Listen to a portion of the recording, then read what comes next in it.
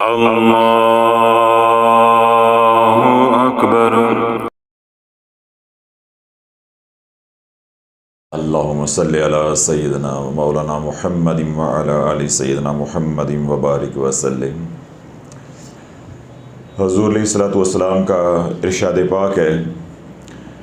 کہ 5 لوگوں کو جنت اللہ سے مانگتی ہے کہ یا اللہ یہ 5 لوگ مجھے عطا فرما دے۔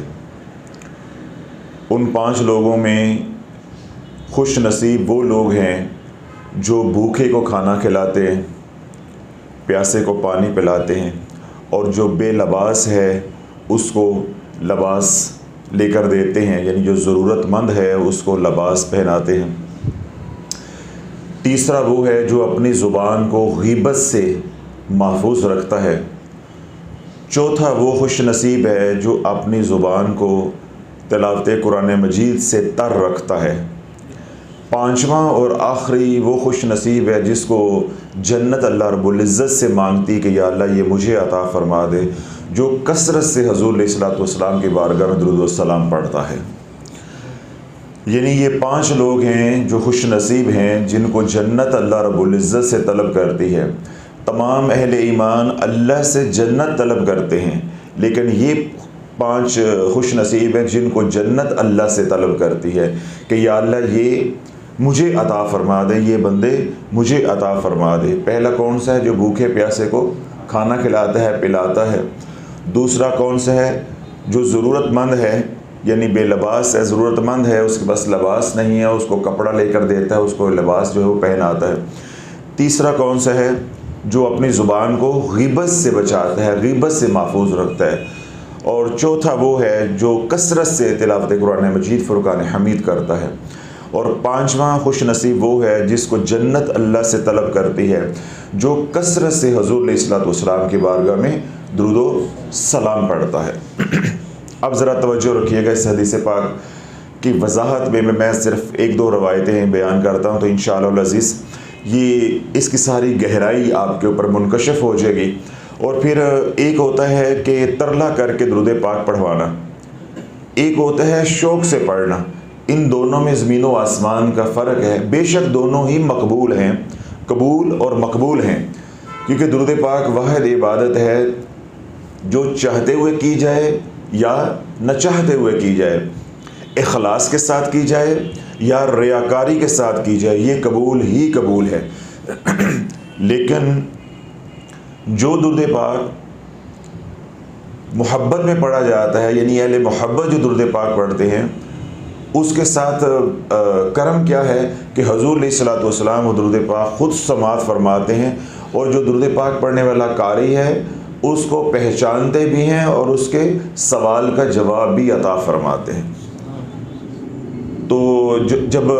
دل میں حضور علیہ الصلوۃ والسلام کا پیار ہوگا، حضور علیہ الصلوۃ والسلام کی محبت ہوگی، تو پھر جو درود پاک پڑھا جائے گا اس کا کرم کچھ اور ہے۔ اور اگر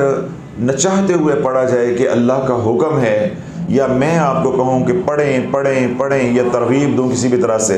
تو نہ چاہتے ہوئے جو پڑھا، جس طرح میں نے عرض کیا کہ قبول وہ بھی ہے، قبول بھی ہے، مقبول بھی ہے، لیکن اس کے اوپر وہ کرم نہیں ہے جو اہل محبت کے اوپر حضور علیہ الصلوۃ والسلام کا خاص کرم ہوتا ہے۔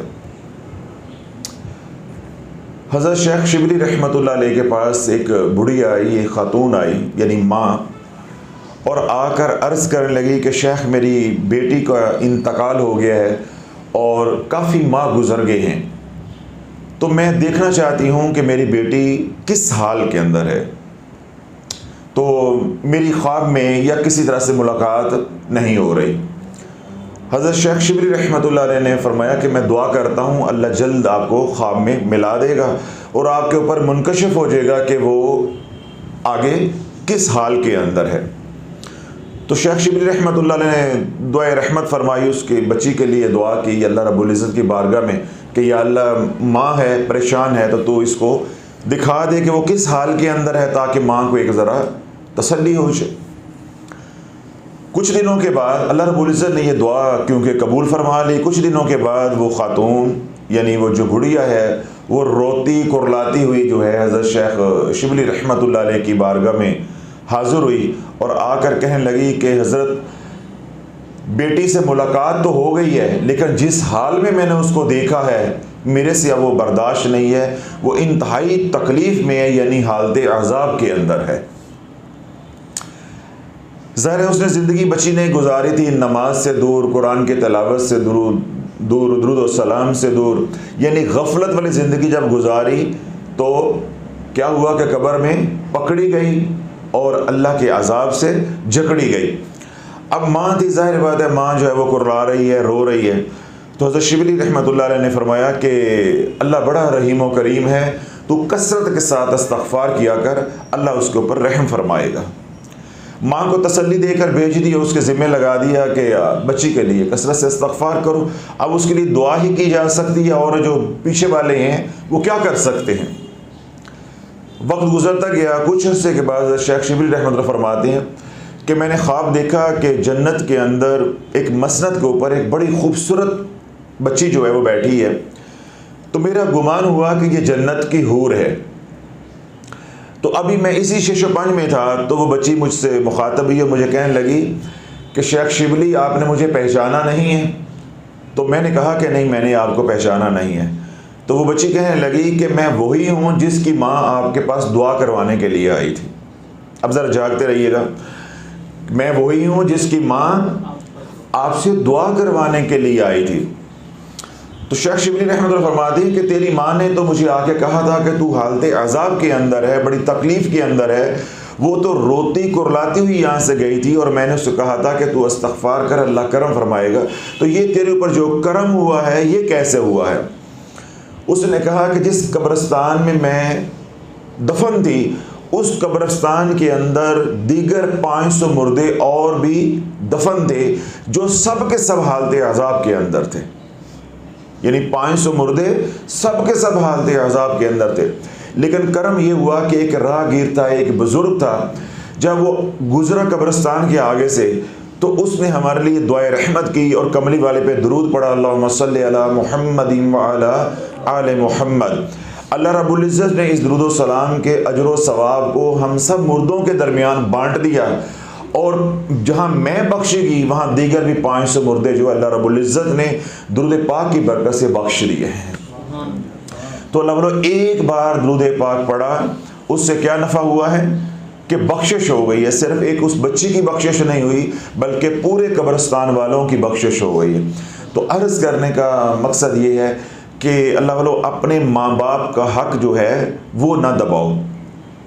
جس طرح دنیا میں اگر ہم ان کے حقوق پورے نہیں کر سکے کسی وجہ سے بھی، تو اب وہ دنیا سے اگر چلے گئے ہیں تو کم از کم ان کا ہمارے اوپر حق ہے کہ ہم ان کو یاد رکھیں۔ تو اگر کثرت کے ساتھ درود و سلام پڑھتے رہو گے تو انشاءاللہ ان کی قبر بھی اچھی ہوگی، ان کا حشر بھی ٹھنڈا ہوگا، حشر بھی ان کا اچھا ہوگا۔ تو جب اللہ والدین قبروں کے اندر یا ہمارے پیارے قبروں کے اندر جو ہے وہ اچھی حالت میں ہوں گے تو انشاءاللہ عالم برزخ کے اندر جو ان کی دعائیں ہیں اللہ وہ دعائیں بھی ہمارے حق میں قبول فرمائے گا۔ تو اسی سے ملتی جلتی روایت جو ہے حضرت علامہ عبد الرحمن صفوری رحمۃ اللہ علیہ نے نزہۃ المجالس کے اندر نقل کی ہے۔ آپ فرماتے ہیں کہ میرا گزر ایک نوجوان سے کے اوپر سے ہوا جس کے اوپر موت کی حالت طاری تھی، موت کی حالت طاری تھی۔ تو فرماتے ہیں کہ میں اس کے پاس کھڑا ہو گیا اور میں یہ سارا منظر دیکھ رہا تھا کہ جان نکلنے کی کیا تکلیف ہوتی ہے۔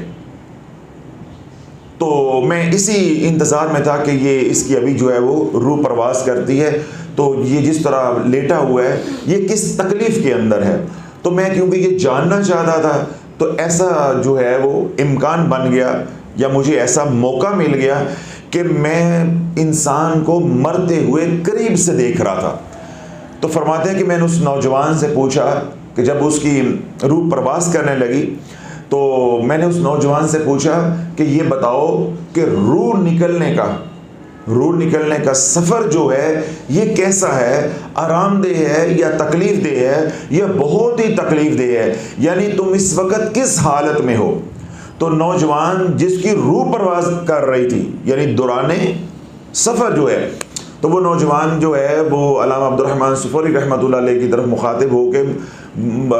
بولنے لگا، یعنی پہلے مسکرایا پھر بولنے لگا کہ شیخ میں نے ساری زندگی درود پڑھا ہے، ساری زندگی میں نے کملی والے پہ درود و سلام پڑھا ہے. تو یاد رکھیں جو ساری زندگی درود و سلام پڑھتا ہے اس کا آخرت کا سفر بڑا آسان ہوتا ہے. میری روح جو ہے وہ پاؤں کی طرف سے نکل رہی ہے، یعنی میرے جسم سے کچھ نکل رہا ہے، میں اس کو محسوس بھی کر رہا ہوں لیکن مجھے کوئی تکلیف نہیں ہے. کیوں؟ میں نے ساری زندگی حضور علیہ الصلوۃ والسلام کی بارگاہ میں درود و سلام کا ہدیہ پیش کیا ہے. تو اللہ والو موت بھی آسان اور مرنے کے بعد قبر بھی آسان.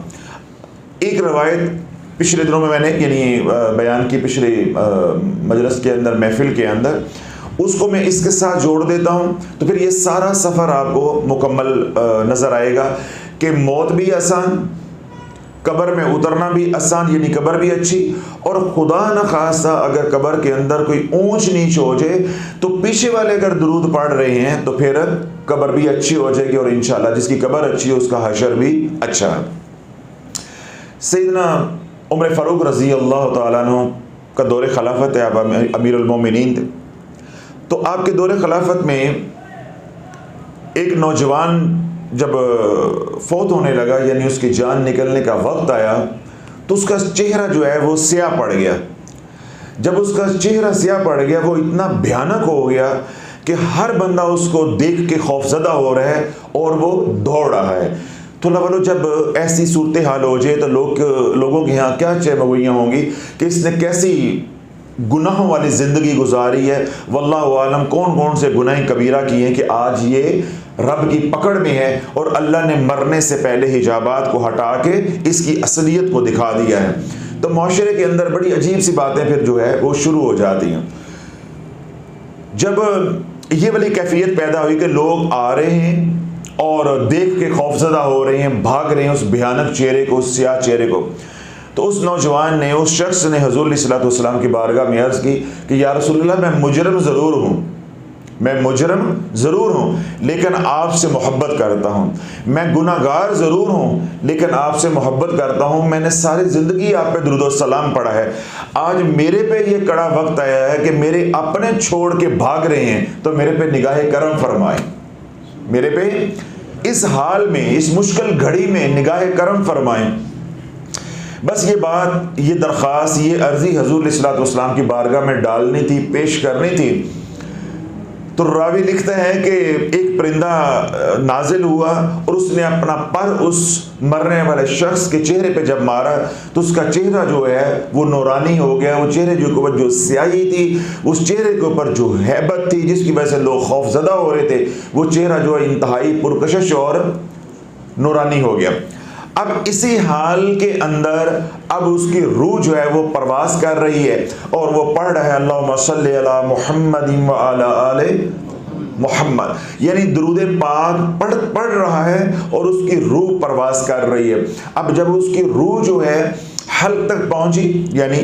اب اس کی موت جو ہے، اس کا جو سفر ہے وہ مکمل ہونے کو ہے، تو آخر پہ اس نے پڑھا لا الہ الا اللہ محمد الرسول اللہ صلی اللہ علیہ وسلم. یعنی وہ شخص جو عبرتناک موت مار رہا تھا یا اس کا انجام عبرتناک ہو رہا تھا، اب وہی شکل اللہ رب العزت نے درود پاک کی برکت سے پرکشش اور نورانی بنا دی. پھر وہ درود پاک پڑھتا ہوا اور کلمے کی موت ہمیشہ کے لیے اس دنیا سے رخصت ہو گیا، پر اس کی روح جو ہے وہ پرواز کر گئی. تو اللہ والو اگر یہ چاہتے ہو کہ میری روح جو ہے وہ عافیت اور خیر کے ساتھ نکلے تو تب بھی درود پڑھو، یعنی وقت نزا میں آسانی چاہتے ہو تو درود پاک پڑھو، اور اگر یہ چاہتے ہو کہ مجھے اللہ سلامتی والی زندگی عطا فرمائے، ایمان والی زندگی عطا فرمائے اور ایمان والی موت عطا فرمائے تو تب بھی درود پاک پڑھو. اور اگر آپ کے پیارے جو اس دنیا سے چلے گئے ہیں ان کی عبادت کے اندر یا ان کے معاملات کے اندر کوئی کمی تھی تو ان کو بھی درود و سلام کے اجر و ثواب کا ہدیہ پیش کرو. درود پاک کملی والے پہ پڑھو گے، جب اس کا اجر و ثواب اپنے پیاروں کو ہدیہ کرو گے اللہ ان کی زندگی بھی آسان کر دے گا. جب وہ نوجوان یعنی وہ شخص جب فوت ہو گیا، اب اس کی تدفین ہوئی. جب تدفین ہوئی، جو ہی لوگ جو ہے یعنی اس کے جو اہل و عیال ہیں، رشتہ دار ہیں، قریبی ہیں، جب اس کو قبر میں اتارنے لگے تو آواز آئی کہ اس کے لیے ہم نے عافیت لکھ دی ہے۔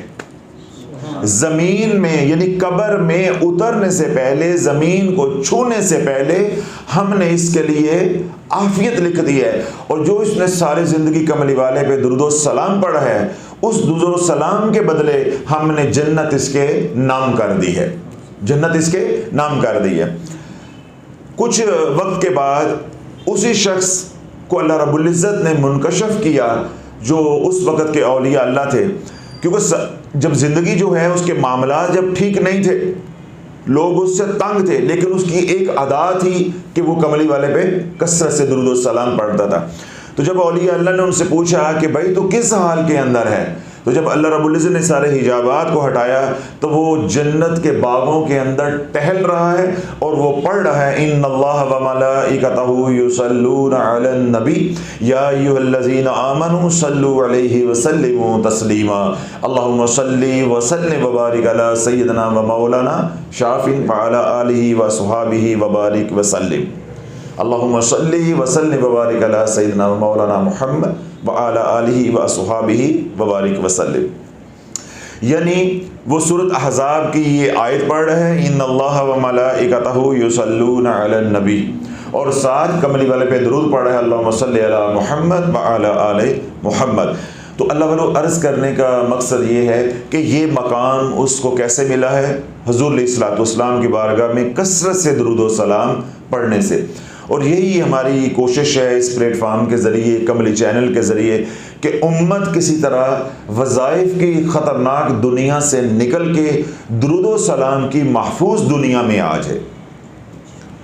اللہ والو کئی بار یہ بات سمجھاتا رہتا ہوں بیانات کے اندر کہ وظائف سے کسی کسی کو ملا، خال اس میں کامیاب ہوئے، وگرنہ جو من گھڑت وظائف ہیں یا بعد کے بے شک بزرگوں کے بنائے ہوئے وظائف ہیں، انہوں نے نفع کسی کسی کو دیا ہے۔ کیوں؟ ان وظائف کے ساتھ تقویٰ چاہیے، ان وظائف کے ساتھ شرائط ہیں۔ جب وہ تقویٰ نہیں ہوگا، وہ شرائط نہیں ہوں گی، تو وظائف سے نفع کی بجائے نقصان زیادہ ہوگا۔ اور یہی آواز ہم اپنے اس پلیٹ فارم سے بلند کر رہے ہیں کہ لوگ رجل سے مارے جا رہے ہیں، لوگوں کے گھر برباد ہو گئے ہیں، اور جو رسالہ بیچنے والے لوگ ہیں یا جن کے چینلز ہیں وہ دھڑا دھڑ من گھڑت وظائف جو ہے وہ لوگوں کو بتائے جا رہے ہیں، اور لوگ ہوس میں پاگل ہوئے ہیں، ان کو دنیا چاہیے، اور وہ بن دے کے اور بغیر شرائط کے پڑے جا رہے ہیں، اور جو تھوڑی بہت ان کے پاس دنیا تھی بھی وہ بھی برباد ہوتی جا رہی ہے، بلکہ آگے وہ اپنی نسلوں کو بھی برباد کر رہی ہیں۔ تو ہماری کملی چینل کے اوپر محنت اور کوشش ہی یہی ہے کہ ان لوگوں کو نکال کے اس دنیا سے، وظائف کی دنیا سے، رجعت کی دنیا سے، بیماری کی حالت سے نکال کے ہم کملی چینل پہ لے کر آئیں، اور وہ کملی والے پہ محبت کے ساتھ درود و سلام پڑھنے والے بن جائیں۔ تو الحمدللہ آج تقریباً 1.5 ماہ کملی چینل بنے کو جو ہے وہ ہو گیا ہے، اور الحمدللہ 1.5 ماہ کے اندر تقریباً 16-17 ہزار لوگ جو ہے اس کے اوپر سبسکرائبر بھی آ گئے ہیں، اور 1.5 ماہ کے اندر الحمدللہ اربوں کی تعداد میں درود پاک پڑھا جا رہا ہے۔ جس طرح میں نے پہلے بھی آپ حضرات کے سامنے اظہار کیا کہ جب ہم نے یہ چینل بنایا تو ہم نے اپنا ہدف کیا رکھا تھا؟ 1 ارب، لیکن الحمدللہ وہ ہم نے 3 دن میں پورا کر لیا، تو اب ہمارا ہدف کیا ہے؟ 100 ارب یعنی 1 ٹریلین۔ تو اب یعنی کچھ دن پہلے تک کا جو ریکارڈ تھا اس میں تقریباً الحمدللہ 27 سے 28 ارب درود پاک پڑھا جا رہا ہے، جو ہم اکٹھا کر رہے ہیں، لوگوں نے اپنا ارادہ جو ہے وہ ظاہر کیا ہے، اور اس میں اس 27-28 ارب درود پاک میں بہت سا درود پاک ایسا ہے جو لوگوں نے پہلے پڑھا ہوا ہے اپنے حلقوں کے اندر، انہوں نے وہ ہمیں ہدیہ کر دیا کہ جی آپ کا کیونکہ بڑا ہدف ہے تو ہم اسی مشن میں شامل ہو جاتے ہیں، بجائے ہم چھوٹی چھوٹی ٹولیاں بنانے کے ہم اس بابرکت اجتماعی عمل میں شامل ہو جاتے ہیں تاکہ ہمیں بھی ثواب اور نفع زیادہ ہو۔ تو وہ لوگوں نے کسی نے 80 لاکھ اکٹھا کیا ہوا تھا، کسی نے 1 کروڑ اکٹھا کیا ہوا تھا، کسی نے 5 کروڑ، کسی نے 10 کروڑ اکٹھا کیا تھا، اس طرح کے بہت سے چھوٹے چھوٹے گروہ، بہت سی چھوٹی چھوٹی ٹولیاں وہ بھی الحمدللہ اس اجتماعی عمل میں شامل ہو گئی ہیں۔ باقی لوگوں کا انفرادی ہے، کوئی 1.25 لاکھ پڑھ رہا ہے، کوئی 50,000 پڑھ رہا ہے، کوئی 10 لاکھ پڑھ رہا ہے، کوئی 15 لاکھ پڑھ رہا ہے۔ اور خوشی کی بات یہ ہے الحمدللہ ثم الحمدللہ، کیونکہ اردو زبان ہے، کیونکہ بیانات اردو میں ہوتے ہیں، تو جس علاقے کے اندر اردو بولی جاتی ہے، سمجھی جاتی ہے، ظاہر بات یہ بیانات تو وہیں زیادہ تر سمجھ آئیں گے لوگوں کو۔ لیکن بہت سے لوگ ایسے ہیں جنہیں اردو نہیں بھی سمجھ آتی، انہیں کسی نہ کسی طرح سے ان بیانات کو سمجھنے کی کوشش کی ہے، اور افغانستان سے اتنے لوگ الحمدللہ اس میں شامل ہوئے ہیں، سری لنکا سے لوگ شامل ہوئے ہیں، حالانکہ وہاں اردو بہت کم لوگ جو ہے وہ سمجھتے ہیں۔ اس طرح وہ ہمارے دوست احباب، ہمارے مسلمان بھائی، پاکستانی بھائی، ہندوستانی بھائی جو فارن رہتے ہیں، یعنی دوسرے ممالک کے اندر جو ہے وہ رہ رہے ہیں، الحمدللہ وہ بڑھ چڑھ کے حصہ لے رہے ہیں۔ لیکن آخری بات اور انتہائی شرمندگی کی بات وہ یہ ہے کہ پاکستان میں لاہور ابھی بھی نمبر 1 ہے، ابھی بھی نمبر 1 ہے۔ تو یہ اللہ والوں، ملتان والوں کے لیے یا پاکستان کے دیگر شہروں کے لیے بڑی شرمندگی کی بات ہے۔ ٹھیک ہے لاہور بڑا شہر ہے، اس کی آبادی زیادہ ہے، لیکن اللہ والوں کراچی کی آبادی اس سے بھی زیادہ ہے۔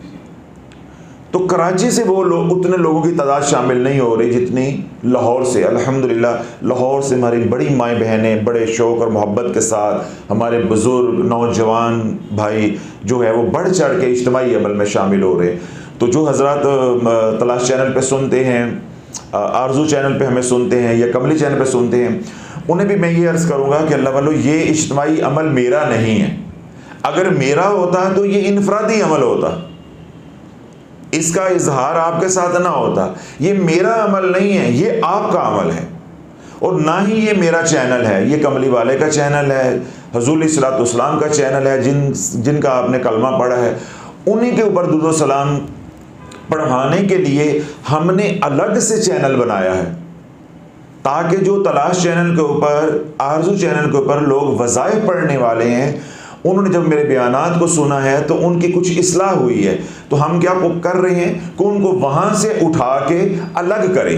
تاکہ وہ اس ماحول کے اندر جو ہے وہ نہ رہیں۔ اس ماحول کے اندر رہیں گے تو پھر کیا ہوگا، وہ دوبارہ نشے پہ لگ جائیں گے۔ نشئی کا کیا ہوتا ہے کہ علاج کے بعد اگر اس کی صحبت نہیں بدلتی تو وہ دوبارہ نشے پہ لگ جائے گا۔ تو جن کی اصلاح ہو گئی تو ہماری کیا خواہش ہے کہ کہیں یہ دوبارہ وظائف کی دنیا میں نہ کود پڑیں، دوبارہ جو ہے اس دلدل میں نہ پھنسیں، تو ہم ان کو الگ ماحول میں رکھیں۔ تو یہ جو کملی چینل ہے ان لوگوں کے لیے جنہوں نے وظائف سے توبہ کر لی ہے، کملی چینل ان لوگوں کے لیے ہے جو سلسلہ قادریہ شافیہ میں مرید ہیں، اور کملی چینل ان تمام مسلمانوں اہل ایمان کے لیے ہے جو حضور علیہ الصلوۃ والسلام کے لیے، حضور علیہ الصلوۃ والسلام سے محض اللہ کی رضا کے لیے پیار کرتے ہیں، اللہ کی رضا کے لیے محبت کرتے ہیں، اور حضور علیہ الصلوۃ والسلام کے احسانات کو سامنے رکھ کے درود پڑھتے ہیں کہ اللہ کے نبی علیہ الصلوۃ والسلام کے جتنے بھی یا اللہ احسانات ہیں وہ ایک طرف ہیں، جو ان کے صدقے ہمیں ایمان ملا ہے، ہم تو اس کا احسان نہیں اتار سکتے۔ وگرنہ جس علاقے میں اللہ والوں ہم رہتے ہیں بر صغیر کے اندر، آج ہم بھی درود پڑھنے کی بجائے سامنے برود رکھ کے، سامنے بت رکھ کے تو کسی کی پوجا کر رہے ہوتے، ہم بھی کسی گائے کا پیشاب پی رہے ہوتے۔ یہاں تک اللہ والوں جب ایمان نہیں ہے تو انسان کتنا گرتا ہے۔ وہی عورت جس کو ہندوستان کے اندر حقیر سمجھا جاتا ہے، لیکن جب انسان گرتا ہے، یعنی ایمان نہیں ہوتا تو گرتا ہے، تو ایسی پستیوں میں جاتا ہے،